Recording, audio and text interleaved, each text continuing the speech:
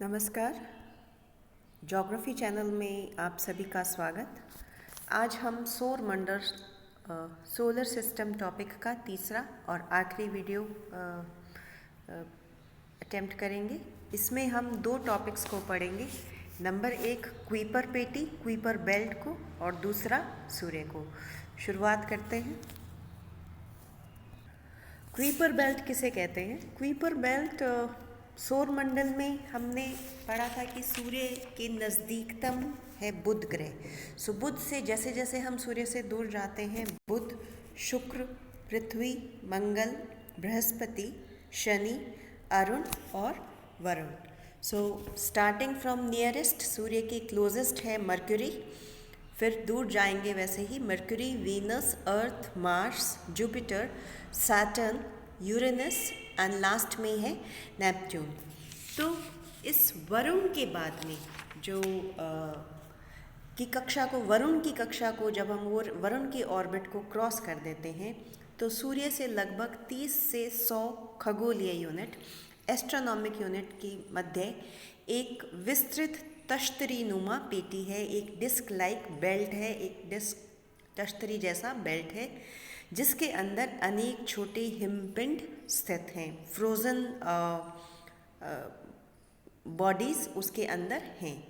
इस पेटी को हम क्वीपर बेल्ट कहते हैं। इसकी खोज 1951 में गेरार्ड क्वीपर ने करी थी और उन्हीं के नाम पर इस पेटी को हम क्वीपर बेल्ट कहते हैं। तो इसकी लोकेशन या इसकी स्थिति कहाँ पर है? हमारे सौर मंडल में नेपट्यून के बाद में, वरुण ग्रह के बाद में सौर मंडल में सूर्य से लगभग 30 से 100 खगोलीय यूनिट की दूरी पर ही है स्थित है। इस विशाल गोलाकार मेघ को अब ओर्ट क्लाउड या उर्थ मेघ के नाम से भी जाना जाता है। इस बेल्ट में, इस पेटी में अरबों धूमकेतु ब्राह्यतम जो ग्रह है उससे बहुत दूर सूर्य की परिक्रमा कर रहे हैं। यानी कि नेपच्यून के बाद में हमारे सौर मंडल में इस बेल्ट में बहुत सारे कॉमेट्स हैं जो सूर्य के चारों तरफ चक्कर लगा रहे हैं। ओर्ट क्लाउड सौर मंडल के द्रव्यमान का पर्याप्त भाग की रचना करता है। तो जो हमारे पूरे सौर मंडल का मास है, द्रव्यमान है, उसका एक अच्छा खासा हिस्सा इस क्वीपर बेल्ट में जो ओर्ट क्लाउड है, मेघ है, वो है इसका एक बहुत बड़ा हिस्सा है। सौरमंडल की उत्पत्ति कैसे हुई? सौरमंडल की उत्पत्ति एक प्राचीन निहारिका नेबुला, जो कि गैस और धूल का बना हुआ था, कि घूमती हुई तश्तरी नुमा एक आकृति थी और उसमें से हमारे सौरमंडल की रचना हुई है। सौरमंडल जैसा हमारा सौरमंडल है वैसे ही आकाशगंगा में अनेक सौरमंडल हैं। इस यूनिवर्स में अनेकों आकाशगंगाएं हैं और उन आकाशगंगाओं में एक हमारी आकाशगंगा है।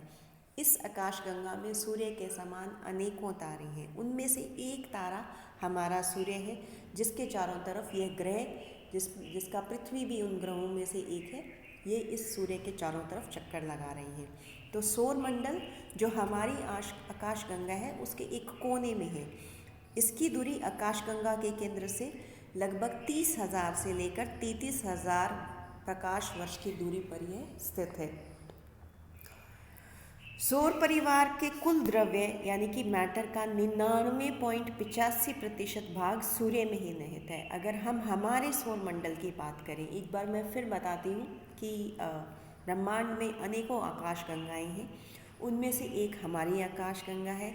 इस आकाशगंगा में सूर्य के समान अनेकों तारे हैं, एक हमारा सूर्य है और इस सूर्य के चारों तरफ ये ग्रह, और हमने बताया था मीटियोर, एस्टेरॉइड्स, क्षुद्र ग्रह, ये सब इसके चारों तरफ चक्कर लगा रहे हैं, जो कि इस सौरमंडल का हिस्सा है। तो इस सौरमंडल में जो हमारा सूर्य है वो आकाशगंगा के केंद्र से 33 से 30,000 प्रकाश वर्ष की दूरी पर स्थित है। इस सौरमंडल का मुख्य भाग 99.85% भाग सूर्य ही है। बाकी सब तो 1% से लेस का भी मैटर या द्रव्य है। ग्रह पर जो हमारे सारे ग्रह हैं सौर परिवार के, वह समस्त द्रव्य का मात्र 0.135% हैं। उपग्रह धूमकेतु, क्षुद्र ग्रह, उल्का और अंतर्ग्रहीय माध्यम शेष 0.015% द्रव्य से निर्मित हैं। यानी कि वास्तव में सौरमंडल का मुख्य हिस्सा क्या है? सूर्य है। बाकी सब हमारे ग्रह या जो उपग्रह हैं, धूमकेतु हैं, क्षुद्र ग्रह हैं, उल्का है या अंतर्ग्रहीय मैटर है, वो तो कुल मिलाकर भी 1% पूरा नहीं है। इसके बाद में अब हम अध्ययन करते हैं सूर्य का। सूर्य वास्तव में एक स्टार है, एक तारा है, और सूर्य के समान ऐसे हमारे आकाशगंगा में अनेक तारे हैं। सूर्य और उसके पड़ोसी तारे सामान्यतः 250 किलोमीटर प्रति सेकंड के औसत गति से आकाशगंगा के केंद्र के चारों ओर परिक्रमा करते हैं। इस दर से सूर्य 25 करोड़ वर्षों में आकाशगंगा का एक चक्कर पूरा करता है। इस अवधि को ब्रह्मांड वर्ष या कॉस्मिक ईयर कहते हैं। अन्य तारों की भांति देखिए, सभी स्टार्स, सभी तारों का एक जीवन चक्र होता है जिसमें उनकी उत्पत्ति होती है, फिर वो बड़े होते हैं, उनमें ऊर्जा लगातार बढ़ती रहती है, प्रकाश लगातार बढ़ता रहता है, फिर वो अपने सबसे बड़े प्रकाशमय और ऊर्जामान हो जाते हैं, और उसके बाद में धीरे धीरे वो अपनी वृद्धावस्था की तरफ जाते हैं और धीरे धीरे वो खत्म हो जाते हैं और एक काला ब्लैक मैटर में कन्वर्ट हो जाते हैं। तो सभी सूर्य तारों की भांति सूर्य भी जो है वो मुख्यतः 71% हाइड्रोजन तथा 26.5% हीलियम तत्व से बना हुआ है। सूर्य की ऊर्जा नाभिकीय संघात से उत्पन्न होती है। न्यूक्लियर फ्यूजन रिएक्शन होता है, इसमें फ्यूज़ होते हैं न्यूक्लियर जो एटम या मॉलिक्यूल्स हैं, जिसके लिए प्रति सेकंड 45.3 गुना 10 की पावर 13 टन हाइड्रोजन व्यय होती है। इस गति से ऊष्मा पैदा करते हुए 500 करोड़ वर्ष बाद में सूर्य एक विशालकाय लाल दानव, जिसे रेड जायंट बोलते हैं, ये स्टार के जीवन की, एक तारे के जीवन की स्टेज होती है, लाल दानव या रेड जायंट बन जाएगा। यानी कि जो हमारा सूर्य है जिस गति से ऊष्मा उत्पन्न कर रहा है ऐसे ही करता रहेगा, और 500 करोड़ वर्ष बाद में ये बहुत विशालकाय और बहुत ऊष्मावान एक तारा बन जाएगा जिसको रेड जायंट या लाल दानव कहेंगे। ये इतना बड़ा और ऊष्मावान, इतना गर्म हो जाएगा कि ये अपने पास के जो निकटतम 2 ग्रह हैं, कौन कौन से, बुध और शुक्र, उनको लील जाएगा, यानी कि उन्हें निगल जाएगा, उन्हें अपने में समा लेगा। सूर्य लाल दानव और इस स्टेज में यह 10 करोड़ वर्ष तक रहेगा रेड जायंट या लाल दानव के रूप में। उसके बाद में धीरे नेक्स्ट स्टेज जो इसकी आएगी स्टार की, हमारे सूर्य की, उसमें ये सिकुड़ने लगेगा और यह श्वेत वामन यानी कि वाइट ड्वार्फ, जो बोना सफ़ेद रंग का, वह तारा बन जाएगा। इस सारे समय में पृथ्वी का संपूर्ण जीवन जगत नष्ट हो जाएगा, क्योंकि इतनी गर्मी उत्पन्न होगी सूर्य से कि पृथ्वी पे लाइफ या जीवन पॉसिबल नहीं होगा। उसके बाद में ये ठंडा हो जाएगा तो वाइट ड्वार्फ, और ये आप सभी को पता है कि पृथ्वी पे जो भी क्रियाएं होती हैं उनकी एनर्जी कहाँ से आ रही है, सूर्य से आ रही है। तो जब ये वाइट ड्वार्फ बन जाएगा तो इस दौरान पृथ्वी का संपूर्ण जीवन नष्ट हो जाएगा, समुद्र सूख जाएंगे और पृथ्वी चट्टानी बंजर हो जाएगी। अंतरिक्ष में जो हमारा ब्रह्मांड है, अंतरिक्ष है, यूनिवर्स है, उसमें सूर्य बहुत ही छोटा एक तारा है, और इस जैसे असंख्य तारे हमारे यूनिवर्स में हैं, और उन तारों का अपना एक मंडल होगा, जैसे हमारे सूर्य का सूर्य मंडल है। इतने अरबों ही ग्रह होंगे और अरबों खरबों ही उपग्रह, धूमकेतु, क्षुद्र ग्रह होंगे।